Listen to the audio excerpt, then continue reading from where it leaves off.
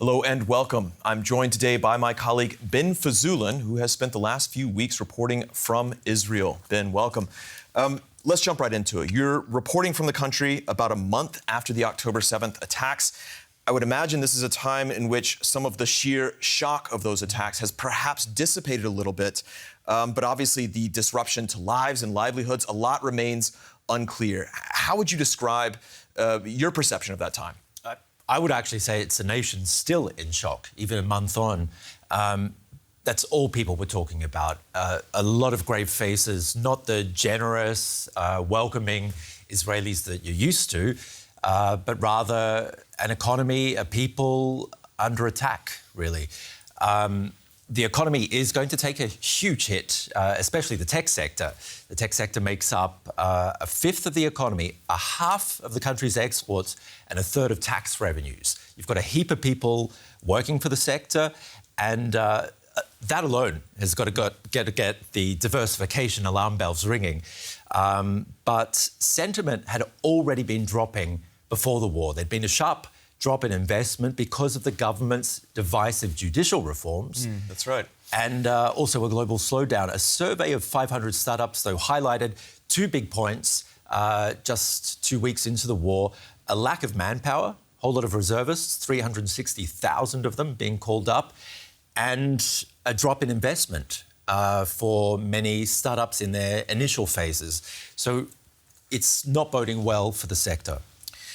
This tech sector, you filmed a piece there. We want to take a look at it in just a moment. Maybe you can give us some context about your decision to film and anything else you want to add before we look at it. Well, basically, what I wanted to point out is that there are some upsides here. There is a global coalition of tech companies and entrepreneurs that have banded together, and they're providing a $100 million fund. Not as huge as some of the sums we're used to throwing about in the tech sector in Israel, but certainly a little bit of hope. From a senior Microsoft official in Israel, a very pessimistic tone. He's saying that is warning that multinational companies may close research and development centres, and that the country really needs to create some sort of positive horizon, in his words, to convince that multinationals need to keep growing, need to keep investing in Israel. He noted that for every tech job, there are 5 more created in the Israeli economy, and there's a great danger that Israel could return to selling oranges and being a third world economy, in his words. Okay, let's go ahead and take a look at that piece. It can be lonely at the top. Orly Glick heads a sustainability platform that services companies worldwide. Her Tel Aviv headquarters are eerily quiet, with Israel at war. About 70% of the team members are either drafted or supporting the effort, which we are actually encouraging. Their IT know-how means some employees are key to military operations. But what about their jobs? Israelis are very agile and very resilient, so they work during the day and work with us during the night. So our business, thankfully, is not affected. But even if companies are managing for now, a country at war could be unsettling for international investors, crucial to Israel's high-tech sector.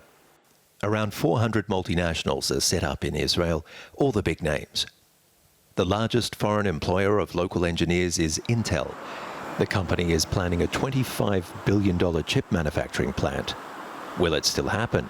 I'm sure they're very committed to Israel. I'm sure they will continue to support Israel. And I don't think it will impact their long-term strategic investment in Israel. But the war could drag on. The chief operating officer of the startup is also off to the front. He says they're doing okay as a company. During this important mission to protect our country, we need to make sure that ESG goals continue to exist. And this is what we are managing. We have great employees in the company that understand the situation, the challenges of the situation, to make sure that they are in service, but in the meantime, taking care of the company. One last strategy meeting, then Yarif is off to war. Orly back to business. All right, let's get more from Ben Fazoulan, who filmed that report. The head of that startup saying that some 70% of her employees were either drafted or supporting that effort. Can we say if that's typical for what we're seeing in this branch? I imagine it's a very young branch in general. It is. That's an extreme case. In other companies, it's about half, but that's, still a huge number. And for workers to be operating on the front and working nights for their companies, how long can you go on doing that? I asked Orly that, and she said, we can keep that up for months, but this might go on for a year. We've been talking about the tech sector. What about other parts of the Israeli economy? When we look at, the resources being pulled for this draft, for this mobilization, what can we say? When I was there, I was one of the only ones in my hotel. There were soldiers there, people being relocated, evacuees from communities close to Gaza, and that was about it. And on the streets, a whole lot of soldiers, a whole lot of police, a lot of people carrying weapons, and otherwise a real hit to sentiment, hit to the mood, and it's just an unfortunate time for me to go to the country, of course, isn't it? The head of that company who you interviewed there, she seemed generally accepting of the situation. As we talked about, this was only a month after those attacks. Do you have a sense if that is typical right now? Is this a common sentiment that you hear? Definitely. Her son is also off to the front. Her COO's son is a paratrooper. I met two families of soldiers, one working in international liaisons, and she's on the northern border to Lebanon. And another family, an American Israeli whose son is in Gaza and has been there since day one. So she basically hasn't really heard from him in a month. This is essentially an economy right now in which a lot of people aren't showing up, I would imagine, in the same degree that they were before, and that there seems to be an acceptance of that given the situation. Fair to say? Yeah, people are holding out. Others I've spoken to are devastated. They don't know what to do. Big question marks, lots of uncertainty, and as you know, uncertainty drives the bad vibes on exchanges. Ben, we want to show another piece from your reporting that looks at the livelihoods, that continues to look at how livelihoods are affected by this war. This one looking in particular at the tourism branch. Maybe you can give us some context for the piece. Sure. I went to Jerusalem's Old City. That's the occupied east, and there are lots of mainly Arab traders there who are really worried about their families in Gaza, worried about bigger things than just their own livelihoods. But yeah, zero tourists. And usually when a conflict hits, tourism takes a hit, but not to this extent. All right, let's have a look at that piece. A once-in-a-lifetime trip for many, cut short by war. Jerusalem's Old City is one of the holiest places in the world for an array of religions and communities. It's usually full of pilgrims and tourists. Not today. The typically bustling souk of East Jerusalem is eerily quiet. After October 7th, tourists left the country in a hurry. Bookings were cancelled. Of the 800 merchants, mostly Arabs, only a handful are here. They say this will hurt business for months, if not years. Every 2 years, 3 years, we have a new round of violence that can, stop or not reduce the amount of tourists. But this one stopped it completely, and this one seems to be the roughest round I have ever seen. From peak season to nothing. There is no work. I'm just coming to sit. Business, no. We feel sad, we don't have work at all. The situation is not easy. It's the war is not easy. No.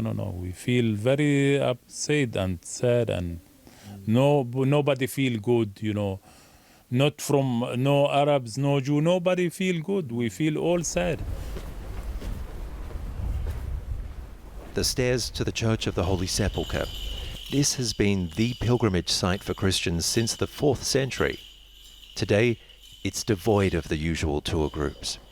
People are very afraid and disappointed, and they don't want even to hear about religion, because they see like these things is taking us to a dark days.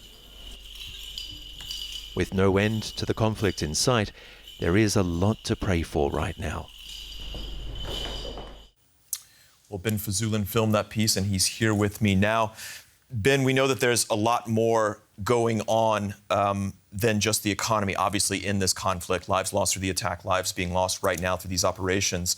At the same time, this is about livelihoods. Give us a sense of how important tourism is, in this case, to many livelihoods across this region. Tourism, basically, or tourism-related jobs make up 6% of total employment. It's a huge sector. It's one of their key income sources. And we're talking about 2.5 million tourists who visited, including pilgrims, up until the war. And they were expecting another 2.5 million in this next period. And the war hit right at peak season, and none of those are going to be coming. What does this mean for those who are basically seeing their income evaporate through this lack of tourism? They're really bewildered. They just don't know what to do. They're turning up to, like one of the guys in that report, to air out his carpets and chase away moths. That's all he does. Others have moved online during Corona time, so they're really cashing in on that side of things, and that makes up for a lot of sales. But what they're missing is that huge tourist crowd that comes right throughout the year, actually. Again, sort of wrapping this up and taking a step back, we know that the economy in Israel is just one part of this broader story. At the same time, this really is about livelihoods. How much of an issue is it for Israel when we look at their economy compared to where they are right now and what's going on? Is this something that you're seeing being talked about, what it can sustain? We mentioned the investment from outside. You mentioned the Microsoft analyst and his thoughts on it. What do we hear within the country? There are some saying that investors will return, but the question is when? You know, is it going to take a year for them to come back? Just for these tourists to come back, they're saying it's going to take, if the war stops tomorrow, it'll take another 6 months. As far as the big investors go, it's said that they may, out of solidarity, suddenly increase. You've got a lot of countries behind Israel around the world. But hotels, hospitality, cafes, bakeries, restaurants, they're empty and they're going to take massive hits. The only sector bucking the trend is the gun trade, because there's a lot of distrust at the moment and people are hiring bodyguards, people are buying weapons. There was a politician caught giving out free weapons, which the US wasn't happy about because they were sponsored by the US. It's a really tricky situation right now. No one's happy and no one feels safe. All right, it's a situation that continues to develop by the day. We're going to have to leave it there for now.